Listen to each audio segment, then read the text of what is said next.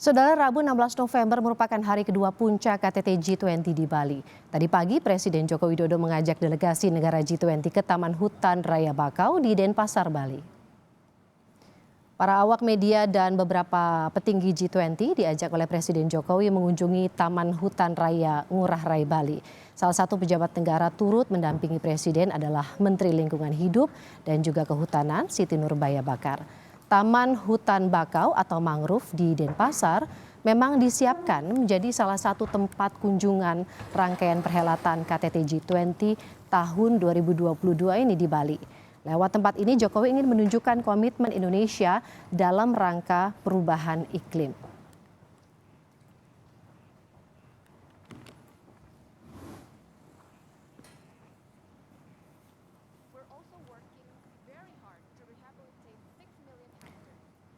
Apa makna ajakan Jokowi ke Taman Hutan Raya? Kita akan tanyakan kepada jurnalis Kompas TV, Dipo Nurbahagia yang berada di Bali International Convention Center di Nusa Dua, Bali. Dipo, pagi tadi Presiden Jokowi mengajak para delegasi G20 untuk mengunjungi hutan mangrove. Kita tahu bagaimana mangrove ini punya peran penting untuk bisa menyerap emisi karbon dan ini menunjukkan kesungguh-sungguhan Indonesia untuk mengatasi isu perubahan iklim. Lalu apa saja poin-poin lainnya yang mungkin disampaikan oleh Presiden dalam kunjungan tadi di hutan mangrove?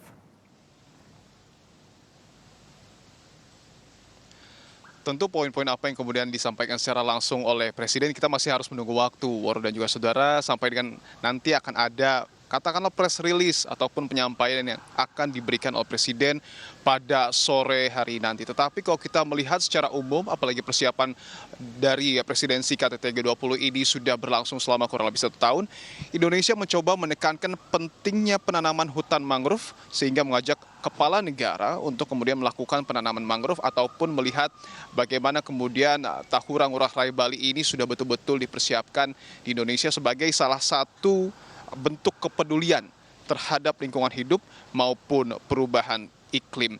Itu juga yang kemudian akan terus ditekankan oleh Presiden, oleh pemerintah dan juga oleh Indonesia agar negara-negara lain mengikuti langkah yang sudah diambil oleh Indonesia. Apalagi kalau kita tahu bahwa mangrove ini juga mampu menyerap karbon, kemudian juga melindungi lahan dan juga mencegah abrasi laut yang artinya secara kelestarian lingkungan hidup memiliki andil yang sangat besar.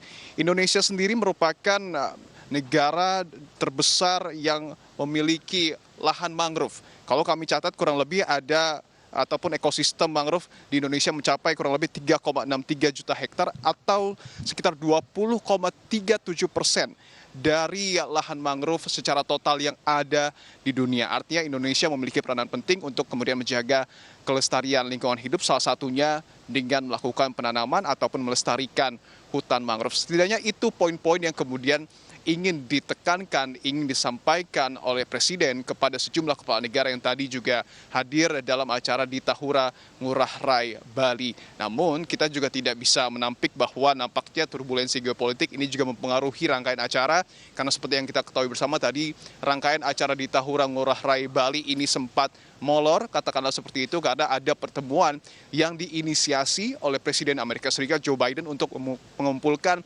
negara-negara yang kemudian tergabung di dalam G7 dan juga NATO. Pembahasannya seperti yang sudah disampaikan oleh Joe Biden, ini terkait dengan adanya rudal dalam tanda kutip Rusia yang nyasar ke Polandia. Artinya pembahasannya membahas terkait dengan hal tersebut dan tadi pada saat melakukan konferensi pers ataupun menyampaikan statementnya kepada awak media yang dalam tanda kutip menempel Joe Biden, begitu ia menekankan bahwa dirinya sudah menelepon Presiden Polandia dan juga dalam tanda kutip meminta dan juga tetap menunggu karena Polandia nanti akan menginvestigasi terlebih dahulu apa yang sebenarnya terjadi di sana sebelum nantinya akan ada langkah-langkah lanjutan terkait dengan hal ini. Itu sedikit gambaran saja, Warren dan juga saudara, apa yang kemudian mempengaruhi dinamika yang terjadi selama perhelatan KTT G20 yang sudah memasuki hari kedua ataupun puncak dari KTT G20. Tetapi sejauh ini dapat kami konfirmasi bahwa walaupun ada turbulensi politik di bagian Eropa, tidak terlalu mempengaruhi sebenarnya terkait dengan pengamanan yang ada di sini. Semua masih berjalan dengan lancar, walaupun rundown sempat molor, tetapi dari segi keamanan masih dapat dikatakan aman, Woro. Baik, selain itu juga ada rencana Presiden Tiongkok Xi Jinping akan melihat uji coba dinamis kereta cepat Jakarta-Bandung bersama Presiden Jokowi. Apakah ini akan sesuai dengan rencana dilakukan sore hari ini, Dipo? Nah, ini juga menarik Woro untuk disimak karena kalau kita pantau dari jadwal ataupun rundown yang sudah dilampirkan ataupun yang sudah disiapkan oleh panitia, sebenarnya pertemuan antara Presiden Republik Indonesia Joko Widodo dengan Presiden Tiongkok Xi Jinping baru akan dimulai pada pukul 16.15 hingga pukul 16.45 waktu Indonesia Tengah. Tetapi tadi kami sempat juga mendengarkan beberapa informasi yang menyebutkan karena adanya turbulensi geopolitik di Eropa, tidak menutup kemungkinan nampaknya waktu pertemuan antara Presiden Jokowi dengan Presiden Xi Jinping ini akan berlangsung cair. Artinya kita juga masih menunggu dan kami sendiri masih mengkonfirmasi kepada pihak istana kapan sebenarnya pertemuan dari antara Presiden Jokowi dengan Presiden Xi Jinping ini akan digelar.